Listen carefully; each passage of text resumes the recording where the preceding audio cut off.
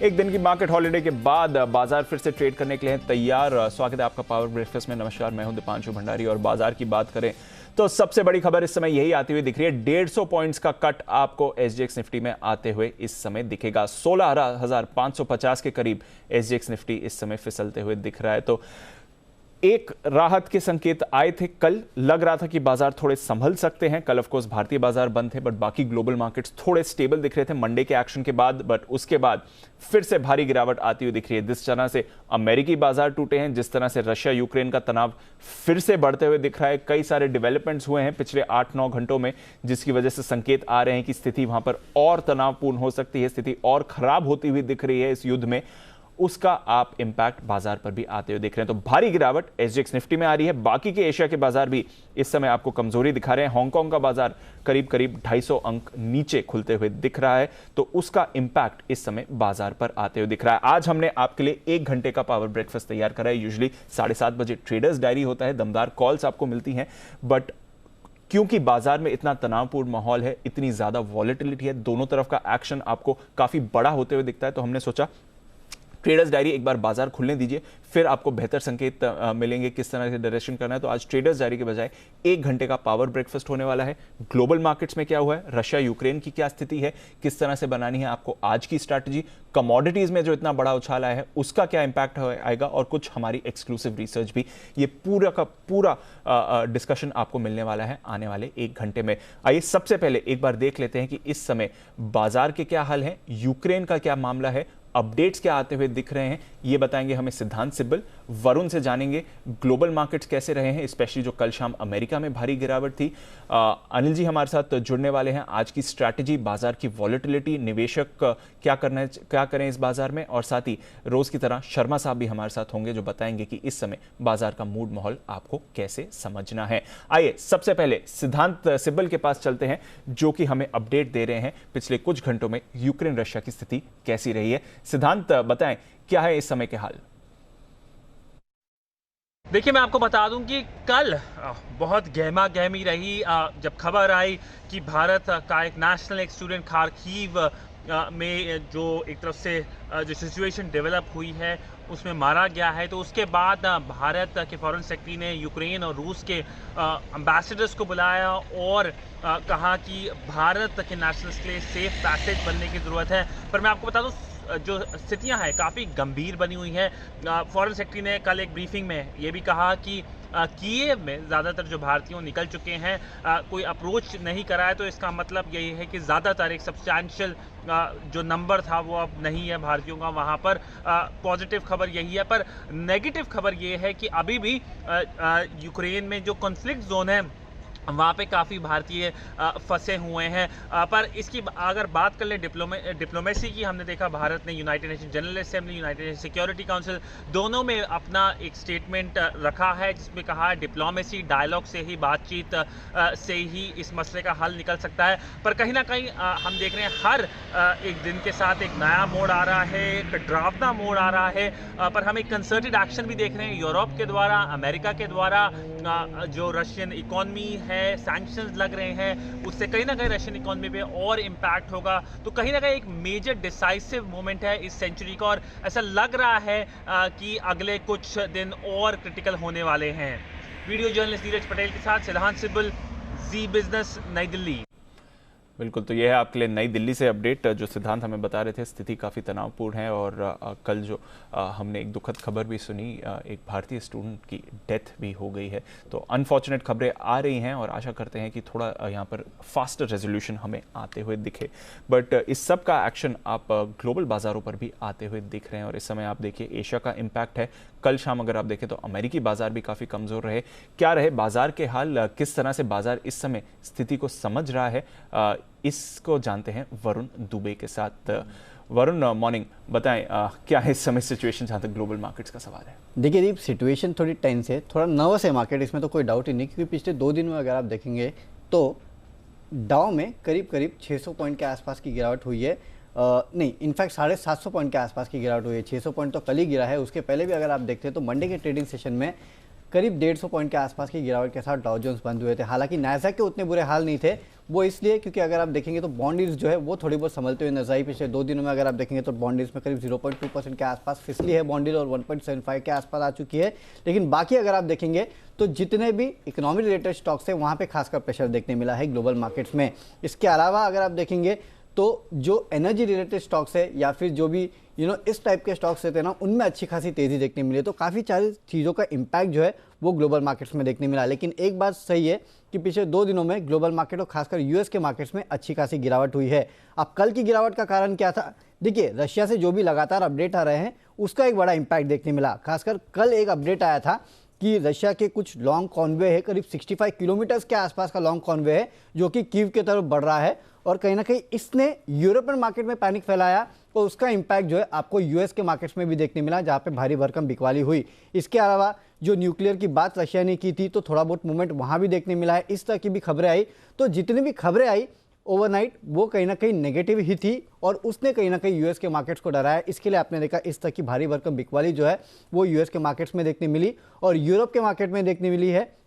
और सुबह सुबह अगर आप देखेंगे तो एशिया भी खुश नहीं है, वहाँ पे भी अच्छी खासी दबाव है। एसजीएक्स निफ्टी में भी करीब 130 पॉइंट के आसपास का दबाव है। लेकिन इसके साथ साथ कुछ और भी चीज़ें हुई है। कुछ हद तक अर्निंग्स का इम्पैक्ट कुछ स्टॉक्स पे देखने मिला, हालांकि उसका ज़्यादा इम्पैक्ट हमारे मार्केट्स पे होगा नहीं। लेकिन जो कमोडिटी के प्राइसेस में उतार चढ़ाव देखने मिला है पिछले 2 दिनों में, वो भी आपको याद रखना है। और खासकर ब्रेंट देखिए, 2 दिनों में करीब 11% के आसपास की तेज़ी ब्रेंट में आई, 107 के ऊपर जा चुका है। सोना चांदी में अच्छी खासी खरीदारी देखने मिली। डॉलर इंडेक्स देखिए 2 साल के ऊंचाई पे पहुंच चुका है। तो करेंसी और कमोडिटीज़ ये काफ़ी इंपॉर्टेंट है, जिसका इम्पैक्ट जो है आपको इन 2 दिनों में देखने मिला है, जहां पे अच्छी खासी तेज़ी हुई है। तो मार्केट्स पे तो आपको नज़र रखना है जहां पे शायद दबाव है, लेकिन कमोडिटीज़ पे आपको ज़्यादा नज़र रखना है क्योंकि वहां पे ज़्यादा उछाल देखने मिल रहा है। तो मार्केट्स पर तो नजर रखिए, नज़र पर कमोडिटी पर और बड़ी नज़र बना के रखिए। भारी बिकवाली हमने मार्केट में देखी है, पर उसके सामने भारी उछाल कमोडिटीज और स्पेशली कच्चे तेल में दीप, आज 2 इंपॉर्टेंट इवेंट है। एक तो पावल साहब टेस्टिफाई करने वाले कांग्रेस के सामने, तो देखना होगा कि ब्याज दरों को लेके वो क्या कहते हैं, क्योंकि अब आपके सामने वो इवेंट है और आप इस तरह की सिचुएशन में। और साथ ही साथ आज बाइडेन जो है first state of the union जो है उसको एड्रेस करने वाले हैं। तो ये भी इंपॉर्टेंट होगा कि इस तरह की सिचुएशन में उनका ये first state of the union address है। बिल्कुल, और इनफैक्ट लाइव विजुअल्स भी आपकी स्क्रीन पर आ रहे हैं। कुछ ही देर में 7:30 बजे हमारे टाइम पर ये शुरू होने वाला है, तो नजर रखेंगे बाइडेन साहब क्या कहते हैं और स्पेशली इस समय की जो स्थिति है उस पर उनका क्या कहना है, अमेरिका क्या पक्ष लेता है, ये भी जानना जरूरी है। एक बार देख लेते हैं संस्थागत निवेशकों ने मंडे के सेशन में क्या किया। लगातार बिकवाली जो बनी हुई है वो तो वहां पर बनी हुई दिख रही है, कोई वहां पर आपको राहत नहीं आती हुई दिख रही है। 3-4 हजार करोड़ का रोज फिगर आता है। देखिए 4,000 करोड़ का आपने एफआईएस की कैश में बिकवाली देखी, उसके सामने करीब 4,150 करोड़ रुपए की आपने खरीदारी डोमेस्टिक फंड से देखी। तो जो बड़ा सपोर्ट डोमेस्टिक फंड्स दे रहे हैं वो जरूर आपको आते दिख रहा है, पर उसके सामने एफआईएस की तरफ से लगातार कैश में बिकवाली बनती हुई दिख रही है, तो वहां से कोई राहत नहीं आई है इस समय। आइए जानते हैं किस तरह से बनानी है आपको आज के लिए रणनीति। एक तो पहले ये वॉलेटिलिटी जो बनी हुई है उसमें आपको क्या करना है ये भी आप समझिए। तो आइए जुड़ते हैं जी बिजनेस के मैनेजिंग एडिटर अनिल सिंघवी के साथ।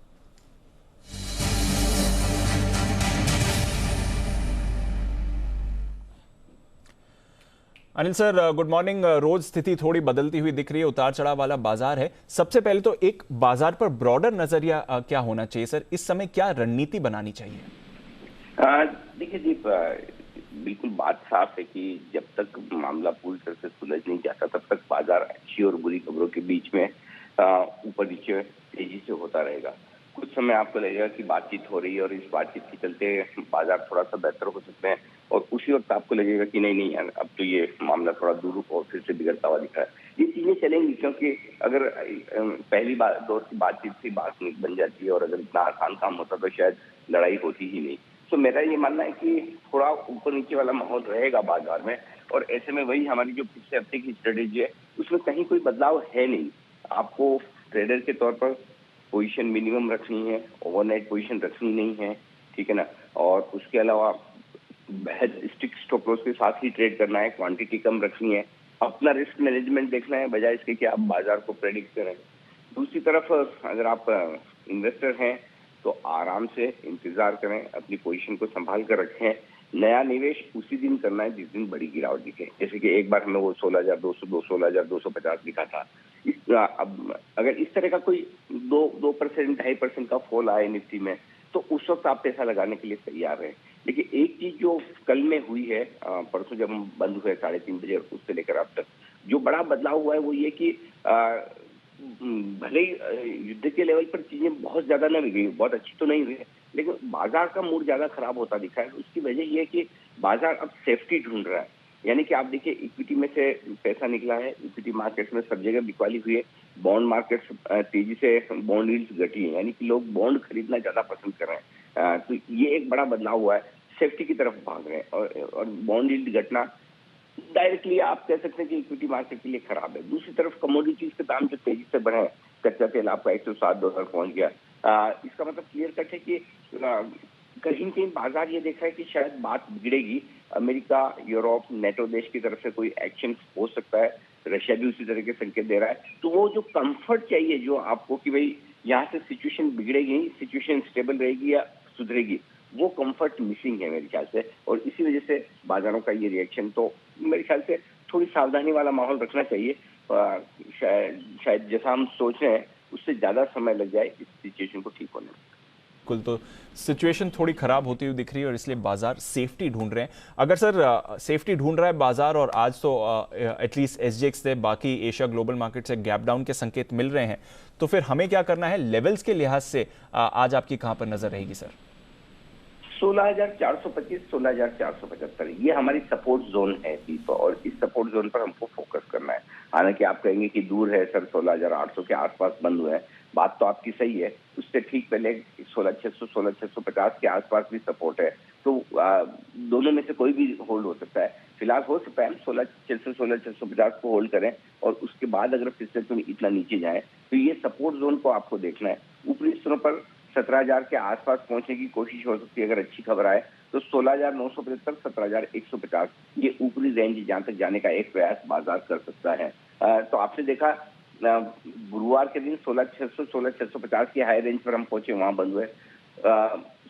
शुक्रवार को, सोमवार को हम बंद हुए, आप देखिए 16,800, 16,850 की हाई रेंज पर पहुंचे, वहां बंद हुए। अब उम्मीद करते हैं कि आज अगर वापस से कुछ अच्छी खबरें आ जाए और 17,000 के आसपास की जो रेंज है ऊपर पहुंच जाए तो बहुत बढ़िया। बैंक निफ्टी का जहां तक सवाल है, 35,600, 35,750 तुरंत एक सपोर्ट का काम करेगा। कमजोरी के संकेत इसके नीचे आते हुए दिखेंगे। ऊपरी स्तरों पर 36,300, 36,600 हल्की फुल्की रुकावट की जगह इसके पार होने पर अच्छी तेजी बनती दिखेगी। तो इन्हीं लेवल पर फोकस करना चाहिए जी। बिल्कुल सर, तो ये सारे लेवल्स हैं जहां पर आपको रखनी है नजर। एंड ऑफ कोर्स 8 बजे भी अनिल जी के साथ जुड़ेंगे, बताएंगे अनिल जी आपको कि इस समय बाजार के मूड माहौल आपको कैसे समझना है, क्या रणनीति बनानी है, ट्रेडर्स इन्वेस्टर्स को क्या करना है, और कैसे इस वॉलेटिलिटी से आपको संभलना है। शुक्रिया सर फिलहाल आज सुबह हमारे साथ जुड़ने के लिए और पूरे के पूरे लेवल्स और संकेत समझाने के लिए। आइए हमारे साथ मार्केट एक्सपर्ट वीके शर्मा साहब भी तैयार हैं। एक बार मार्केट पर और एक ब्रॉडर नजरिया जानना चाहेंगे। शर्मा साहब, एक दिन की छुट्टी के बाद हम मिल रहे हैं, तो थोड़ा बाजार में उस वॉलेटिलिटी का इंपैक्ट रहेगा। और दूसरी बात सर, पिछले 24 घंटे में स्थिति और थोड़ी बिगड़ती हुई दिखी है। जब मंडे को मार्केट बंद हो रहे थे तब पहला राउंड था नेगोशिएशन का, आज शायद दोबारा भी बातचीत हो सकती है। तो दोनों लिहाज से देखें तो आज किस तरह की अप्रोच बनानी है सर बाजार में, और आपका क्या व्यू बन रहा है? जी देखिए, ये जब ये युद्ध शुरू हुआ था तो तभी से ये एक्सपेक्टेशन थी कि ये जल्दी निपट जाएगा। 2 या 3 दिन उतना हुआ नहीं है, और जितना ये लंबा चलेगा उतना ज्यादा यूक्रेन के लिए सपोर्ट आएगा। और मैं ये समझता हूँ कि हालांकि अभी अमेरिका और नाटो बोल नहीं रहे हैं कि सपोर्ट कर रहे हैं, लेकिन जिस तरह से मिसाइल स्वीडन से आएंगी और जर्मनी भी अपना एंटी टैंक मिसाइल और स्ट्रिंगर मिसाइल देगा, तो ये सब रेजिस्टेंस को और बढ़ाने वाले हैं। और इसकी वजह से, क्योंकि वो रूस चाहता था कि बहुत ज्यादा नुकसान न पहुंचाऊं, वो लोग धीरे धीरे जा रहे थे, तो अब मेरे ख्याल से उनको अगर चेंज करना पड़ेगा, तो अगर वो इस तरह का कुछ अपना स्ट्रेटेजी चेंज करते हैं कि ज्यादा बिल्डिंग उड़ाते हैं और इसको वॉर को जल्दी समाप्त करना चाहते हैं, तो बाद में जो रजीम चेंज चाहते हैं उसके अंदर उनको दिक्कत रहेगी।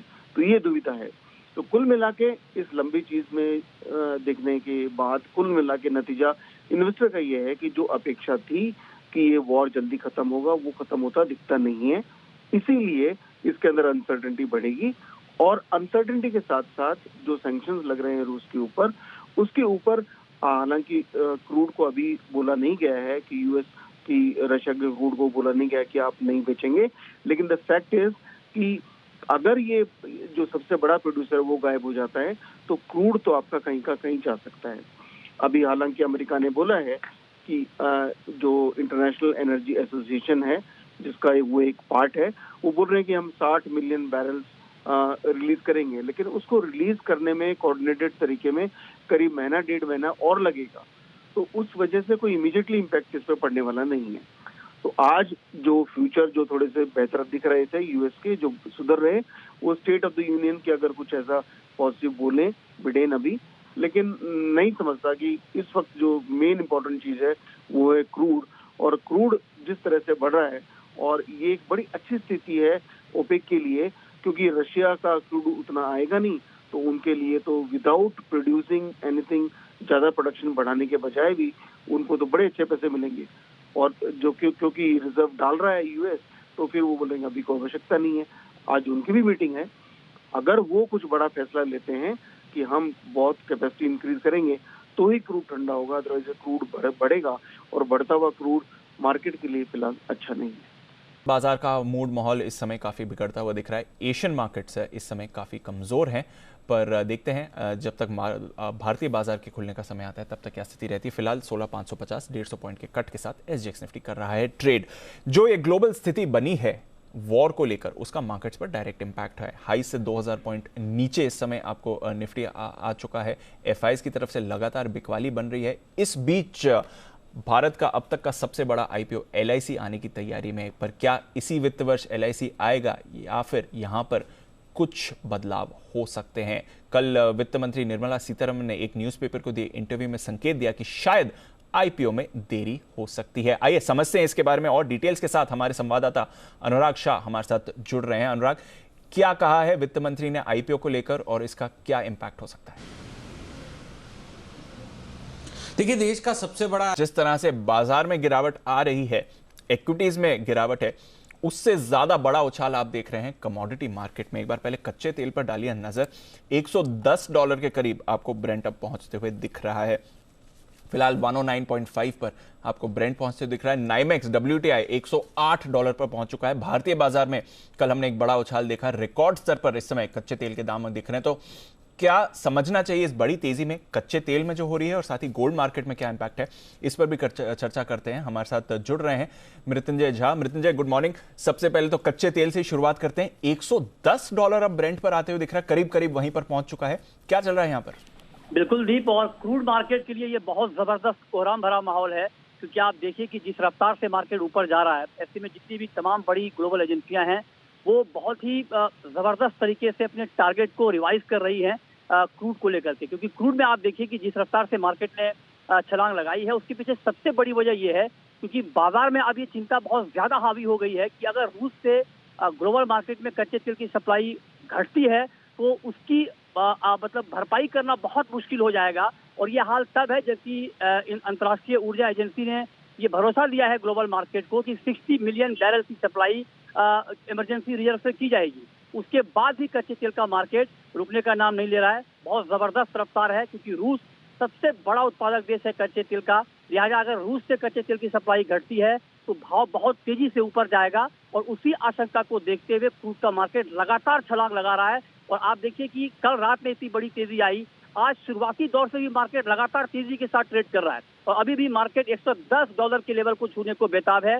डिमांड एक तरफ बढ़ रही है, सप्लाई घटने की आशंका लगातार बढ़ रही है। और आज ओपेक प्लस की मीटिंग है, और जो बाजार के बड़े एक्सपर्ट हैं, जो इंटरनेशनल मार्केट के एक्सपर्ट हैं, उनका साफ तौर पर यह कहना है कि शायद ओपेक प्लस इस बैठक में भी ज्यादा उत्पादन बढ़ाने का फैसला ना करे, क्योंकि ओपेक को ये लगता है कि अब चूंकि दाम बहुत ज्यादा बढ़ गए हैं तो कम उत्पादन में भी उनका मार्जिन बहुत ज्यादा होगा, लिहाजा वो उत्पादन ना बढ़ाए। बेशक अमेरिका लगातार दबाव बना रहा है, लेकिन इस दबाव के आगे शायद ओपेक प्लस ना झुके, और यही वजह है कि कच्चे तेल के दाम लगातार बढ़ते जा रहे हैं। बिल्कुल, तो आज की ओपेक प्लस बैठक काफी इंपॉर्टेंट होने वाली है, और जो डिसीजन आएगा मृत्युंजय और उनकी टीम ऑफ कोर्स हमें इसके बारे में भी बताएंगे। मृत्युंजय, गोल्ड के कच्चे तेल के साथ साथ गोल्ड में भी भारी एक्शन देखा। आज सुबह थोड़े सुस्त हैं, बट वैसे हम बड़े छलांग यहाँ पर भी आते हुए दिख रहे हैं। क्या चल रहा है बुलियन मार्केट में? देखिए, बुलियन मार्केट में बेतहाशा तेजी है, जबरदस्त तेजी है। और जब भी आप देखिए गोल्ड के साथ तो सबसे बड़ा जो मामला होता है वो ये होता है कि जब भी दुनिया के आर्थिक हालात चाहे राजनीतिक हालात खराब होते हैं तो सुरक्षित निवेश के तौर पर जबरदस्त डिमांड रहती है गोल्ड की, लिहाजा उसका फायदा गोल्ड को सीधे सीधे मिल रहा है। और कल रात एक झटके में ही 1100 रुपए से ज्यादा गोल्ड के दाम बढ़ गए। एमसीएक्स पर 2300 रुपए तक चांदी के दाम बढ़ गए। ग्लोबल मार्केट में $40 की तेजी एक झटके में गोल्ड में आ गई। तो बहुत बड़ी तेजी है क्योंकि बड़े पैमाने पर जो इक्विटी मार्केट से पैसा निकल रहा है वो गोल्ड में लग रहा है, क्योंकि गोल्ड एक सेफ हेवन माना जाता है। तो लिहाजा जब अनिश्चितता का माहौल बढ़ता है तो सुरक्षित निवेश के तौर पर गोल्ड की डिमांड बढ़ती है। और गोल्ड में भी आप देखिए कि ये हाल कब है, जबकि मार्च का महीना शुरू हो चुका है, इस महीने फेड की मीटिंग होनी है और माना जा रहा है कि फेड बहुत एग्रेसिवली ब्याज दरें यहाँ पर बढ़ा सकता है, लेकिन उसके बाद भी गोल्ड का मार्केट रुक नहीं रहा है, गोल्ड लगातार ऊपर जा रहा है। लेकिन हाँ दीप, एक बड़ी बात गोल्ड और क्रूड में फर्क ये है, गोल्ड को लेकर एक्सपर्ट ये कह रहे हैं कि जब अगर मान लीजिए अगले कुछ दिनों में रूस और यूक्रेन के बीच बातचीत हो जाती है, ये मामला थोड़ा ठंडा पड़ जाता है, तो गोल्ड ने जिस रफ्तार से छलांग लगाई है उसी रफ्तार से गोल्ड का मार्केट गोता भी लगा सकता है। तो एक बड़ी गिरावट गोल्ड की कीमतों में आपको कभी भी जब भी वहां से कोई रूस और यूक्रेन के फ्रंट पर कोई पॉजिटिव खबर आती है तो गोल्ड में आपको दिख सकती है। तो नजर रखेंगे मृत्युंजय, बहुत बहुत शुक्रिया हमारे साथ जुड़ने के लिए और कमोडिटी बाजार का इस समय मूड माहौल समझाने के लिए। इंपॉर्टेंट दिन है, जैसे मृत्युंजय बता रहे थे, ओपेक प्लस की आज बैठक है। बाइडेन साहब जो आपकी स्क्रीन पर अब आपको दिख रहे हैं यूएस कांग्रेस में, वो भाषण देने वाले हैं और साथ ही फेड के चेयरमैन साहब भी आज शाम को बात करने वाले हैं। तो तीन बड़े मुद्दे हैं जिसका बाजार पर इंपैक्ट होगा और ऑफ कोर्स कमोडिटी बाजार पर तो और बड़ा इंपैक्ट होते हुए दिख सकता है। क्या होनी चाहिए आज के लिए कुछ कमोडिटी स्ट्रैटेजीज, ये भी हम आपको बता देते हैं। आनंद राठी की तरफ से हमारे पास ये कुछ कॉल्स आई हैं जो आपके सामने मैं रख देता हूं। सबसे पहले तो गोल्ड पर आप खरीदारी करके चलिए, जो बड़ा माहौल बना हुआ है। 51,800 के करीब आपको सोना दिख रहा है, अब 52,000 के ऊपर जाने की तैयारी में। तो फिलहाल 52,000 के टारगेट के लिए आप यहां पर खरीदारी करके चल सकते हैं। कच्चा तेल, इस पर भी रखिए नजर, बड़ा उछाल आया था कल, 8% ऊपर था, अब 8,000 के बेहद करीब पहुंच सकता है। 7850 पर करें खरीदारी और टारगेट रखिए आप 7950, ऑलमोस्ट 8,000 के करीब ये पहुंचते हुए आपको दिख सकता है। इसके साथ ही नजर रखनी है और भी बाकी कमोडिटीज में जहां पर आपको बड़ा उछाल होते हुए दिख रहा है। निकल, यहां पर रखिए नजर, एल्यूमिनियम, निकल, कॉपर, ये सारे के सारे कमोडिटीज में आपको बड़ा एक्शन बनते हुए दिखा है। तो निकल पर आप खरीदारी करके चल सकते हैं, वहां पर भी आप मूव आते हुए देखेंगे। ये हैं आपके लिए कुछ कमोडिटी कॉल्स इस समय। निकल 1925 के लेवल पर करें खरीदारी, टारगेट 1935, 10 रुपए के आपको यहां पर तेजी बनती हुई दिख सकती है। एसजीएक्स निफ्टी में थोड़ी गिरावट और बढ़ती हुई दिख रही है, लगभग 200 पॉइंट्स की गिरावट है, 16,500 के करीब एसजीएक्स निफ्टी आपको जाते हुए दिख रहा है। बाकी के एशिया के बाजार भी हैं कमजोर और डाउ फ्यूचर्स भी ऊपर से फिसला है। 100 पॉइंट ऊपर था थोड़ी देर पहले, अब सिर्फ 50 पॉइंट ही ऊपर रहा है। तो थोड़ा एशिया और ग्लोबल मार्केट्स फिर से कमजोर होते हुए आपको दिख रहे हैं। पर आइए, इस कमजोरी के बीच काफी सारे ऑटो स्टॉक्स आज फोकस में रहने वाले हैं, क्योंकि आए हैं फरवरी महीने के ऑटो बिक्री के आंकड़े। जानते हैं आशीष के साथ कैसे रही हैं सेल्स। आशीष बताएं। दीपांशु, अधिकतर कंपनीज की अगर आप बिक्री देखें तो अनुमान से हल्की कमजोरी नजर आई। सबसे पहले देखें तो एमएनएम, यहाँ पर जो यूवी सेल्स है अनुमान से कमजोर है, 44,400 का अनुमान था, इसके मुकाबले 27,000 यूनिट जो है कंपनी ने रिपोर्ट किए हैं। ट्रैक्टर सेल्स भी अगर आप देखें तो अनुमान से कमजोर नजर आएंगी। हीरो मोटोकॉर्प, यहाँ पर भी अगर आप आंकड़े देखें तो मोटरसाइकिल की बिक्री हो, स्कूटर की बिक्री, यानी टोटल जो टू व्हीलर की बिक्री है वो करीब 4,29,000 का अनुमान बाजार लगाकर चल रहा था, इसके मुकाबले 3,58,000 जो है कंपनी ने दर्ज किए। लेकिन टीवीएस मोटर्स इस पर खास नजर रहेगी, क्योंकि 1,40,000 यूनिट का जो अनुमान था इसके मुकाबले थोड़ा सा ज्यादा 1,43,000 जो यूनिट से कंपनी ने रिपोर्ट किए हैं। इसके अलावा एस्कॉच की बिक्री की बात की जाए तो यहाँ पर डोमेस्टिक सेल जो है यहाँ पर मंथ ऑन मंथ आधार पर बढ़ती हुई नजर आई, लेकिन 7% बढ़ी है, लेकिन अनुमान से कमजोर है, क्योंकि 7,187 यूनिट का अनुमान था, इसके मुकाबले अगर आप देखें तो 6,114 यूनिट जो है कंपनी ने रिपोर्ट किए हैं। वहीं आयशर मोटर्स की बात की जाए तो रॉयल एनफील्ड की जो बिक्री है ये भी अनुमान से हल्की कमजोर है, क्योंकि 63,000 करीब राउंड फिगर जो है अनुमान था, इसके मुकाबले करीब 59,000 जो है कंपनी ने रिपोर्ट किए। टाटा मोटर्स में देखें तो यहाँ पर खास बात ये रहेगी कि इनकी ईवी बिक्री वाई आधार पर देखें तो बड़ा उछाल यहाँ पर देखने को मिला है, करीब 492 यूनिट से बढ़कर जो है 2,846 यूनिट जो है ईवी बिक्री हुई है टाटा मोटर्स की तरफ से। अशोक लेलैंड की बात की जाए तो यहाँ पर भी जो आंकड़े हैं वो हल्के अनुमान से कमजोर माने जाएंगे, लेकिन मारुति का जो अनुमान बैठा हमारा बिल्कुल सटीक बैठा, क्योंकि 1,64,000 यूनिट का अनुमान था, इसके मुकाबले अगर आप देखें तो 1,64,000 ही जो है कंपनी ने दर्ज किए। एसएमएल इशूज यहाँ पर देखें तो कुल बिक्री जो है 17% मंथ ऑन मंथ बढ़ी है और साथ में अतुल ऑटो यहाँ पर देखें तो कमजोर बिक्री है, 21% की गिरावट यहाँ पर नजर आई। ओके, तो ये है आपके लिए ऑटो बिक्री के आंकड़े जहां पर रखनी है नजर। ब्रोकरेजेस आज क्या कह रही है जल्दी से ये भी देख लें।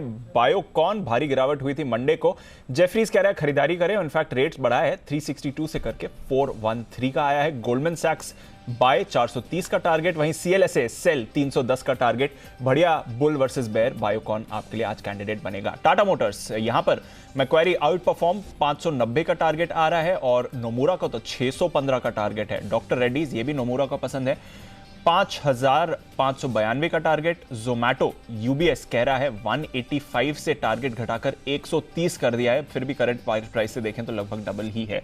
तो यह है आपके लिए कुछ बढ़िया ब्रोकरेज रिपोर्ट्स आज के लिए जहां पर आपको रखनी है नजर।